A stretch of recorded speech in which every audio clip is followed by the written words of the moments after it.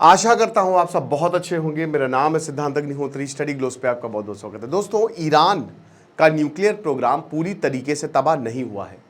मैं ये क्यों कह रहा हूं, मैं ये आपको 3 पॉइंट्स में बताऊंगा, ठीक है ना। तो बात करेंगे हम बहुत अच्छे से, क्योंकि देखिए अमेरिका पूरा पेंटागन ने प्लान बना दिया कि आखिरकार ऑपरेशन मिडनाइट हैमर कैसे हुआ। डीकॉय मतलब बहुत सारे प्लेन गए थे, असली प्लेन कौन सा था किसी को पता ही नहीं है। फिर जैसे ही एयरबेस पे एंटर किए, खूब सारी टॉमाहॉक मिसाइलें जो है वो दागी गई।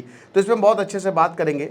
लेकिन उससे पहले दोस्तों बता दूं कि हमारा चाणक्य नीति पर्सनैलिटी डेवलपमेंट का कोर्स लाइव है, मात्र 500 रुपये का है, आप इसको अवेल कर सकते हैं। तो भाई देखो, ये जो न्यूक्लियर फैसिलिटी है ना, फोड़ दो इसको, फोड़ दो। तो फोर्दो न्यूक्लियर फैसिलिटी जो है, और उसके बाद नतान्स और ये स्वाहन, ये न्यूक्लियर फैसिलिटी पे हमला हुआ है। फिर बुशेर पे हमला हुआ है। ये लगभग तेहरान से जो है वो 100 किलोमीटर की दूरी पे है। यहीं पे बगल में कॉम सिटी है, काफ़ी रिलीजियस सिटी है, रिलीजियस क्लरिक धर्म गुरुओं का ये गढ़ माना जाता है। तो वहाँ पे हमला हुआ है। अब दोस्तों यहाँ पे जो मोहम्मद इस्माइल है, जो कि प्रोफेसर हैं, है ना, ईरान में university of mines and nuclear technology, तो वो ये बताते हैं कि भाई देखो, सबसे पहली बात, ये इनके जो ठीक है B-52 और जो बंकर बस्टर बॉम्ब है MOP, उससे इन्होंने हमला किया है। लेकिन ईरान की ये जो फोर्दो फैसिलिटी है, ये दोनों फैसिलिटी तो आउट ऑफ दी, ये तो अब यहां कुछ नहीं हो रहा है अब, ठीक है ना, ये तो आउट ऑफ ऑर्डर है, आप ये मान के चलिए यहां पे कुछ भी नहीं है।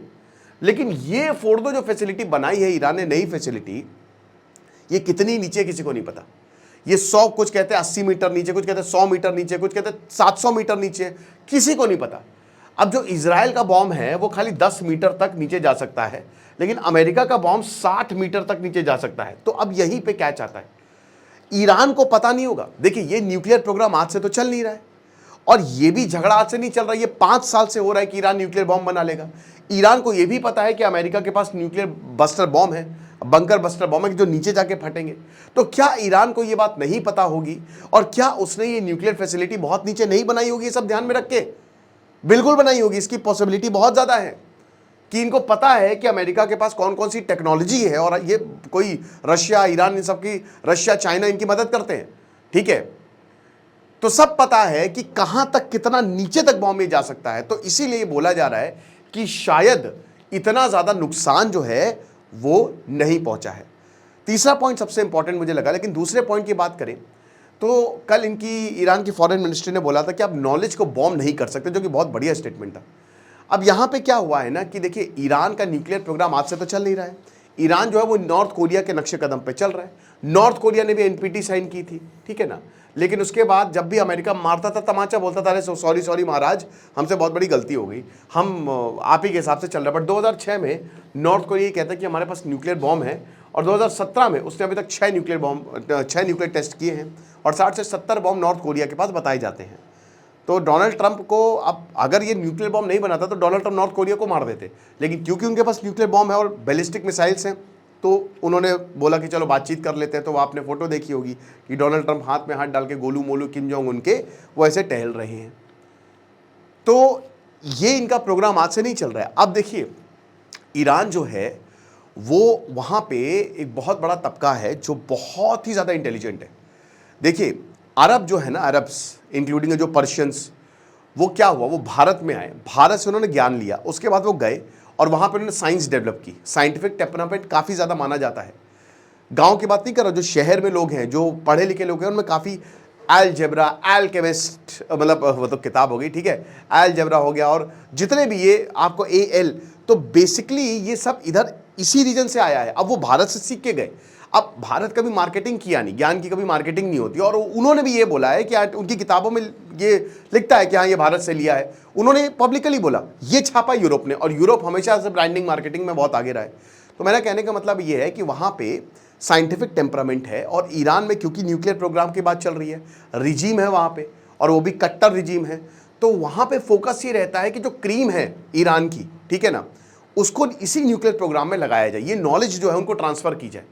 तो बेसिकली वहां साइंटिस्ट की फौज खड़ी हुई है नॉलेज को लेकर, कि कोई बात नहीं, अगर तुमने यहां पे इस न्यूक्लियर प्रोग्राम को फोड़ा है, फोड़ दो में, हम दोबारा बना लेंगे, हमारे पास इतनी नॉलेज है, हमारे पास पहाड़ों की कमी नहीं, हम फिर से बना लेंगे, तुम थकते रहोगे मारते मारते, जो उखाड़ना उखाड़ लो। और तीसरा जो सबसे वैलिड पॉइंट है यार, भैया 2 दिन पहले एक जर्नलिस्ट बता रहे हैं कि ट्रक्स देके गए हैं, ट्रक्स जो हैं उसमें ये जितना भी यहाँ पे मटेरियल था, सामान था, वो सब निकाल के दूसरी जगह शिफ्ट कर दिया गया है। और ये दोस्तों दिस मेक सेंस, ये सबसे स्ट्रांग पॉइंट है। क्यों है? डोनाल्ड ट्रंप चीख चीख के कह रहे कि हम हमला कर देंगे। डोनाल्ड ट्रंप जो है वो कह रहे हम 2 हफ्ते में हमला कर देंगे।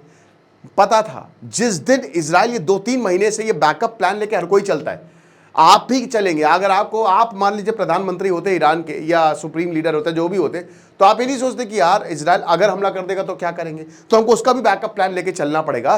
तो सारी ट्रक्स और सब कुछ रेडी स्टेट पे रखो, एक पूरी साइट चुनो, सब वहां पे शिफ्ट कर दो। तो यही बताया जा रहा है कि ईरान ने पहले से ही यहां सारी चीजें जो हैं वो दूसरी जगह शिफ्ट कर दी हैं। तो अमेरिका ने फिर मारा किसको है? खाली कमरों को है, सुरंगों को। क्योंकि देखिए, आपने सैटेलाइट से ये इमेज दिखाई है कि ये सब तबाह हो गया है, बट इसमें कहीं से ये नहीं पता चला है, क्योंकि आप वहां पे बैठे नहीं हो, कि क्या इनकी न्यूक्लियर मटेरियल्स तबाह हुए कि नहीं। तो ये एक बहुत बड़ी बात है कि ये इन्होंने पहले से ही जो है सब शिफ्ट कर लिया। अब आपको क्या लगता है मुझे कमेंट बॉक्स में बताइएगा, लेकिन मुझे ये वाला रीजन काफ़ी इट मेक सेंस। तो यही है, बाकी आप हमारे कोर्स को अवेल करें। अब देखिए, ये वॉर जो है ना, इट कुड टर्न अगली। अब देखिए, ईरान बचेगा नहीं, अमेरिका ताकतवर है, और अगर ईरान हमला करेगा, स्ट्रेट ऑफ हॉर्मुज़ को ब्लॉक करेगा, तो जैसे अमेरिका कह रहे कि इकोनॉमिक सुसाइड होगा, ये बहुत ज़्यादा खतरनाक हो जाएगा। तो वो तो खैर आगे आने वाला वक्त ही बताएगा, लेकिन डेंजरस एस्केलेशन तो हो रहा है। देखेंगे जो भी होगा। खुश रहिए, पढ़ते रहिए। दिस इज सिद्धांत अग्निहोत्री, साइनिंग ऑफ।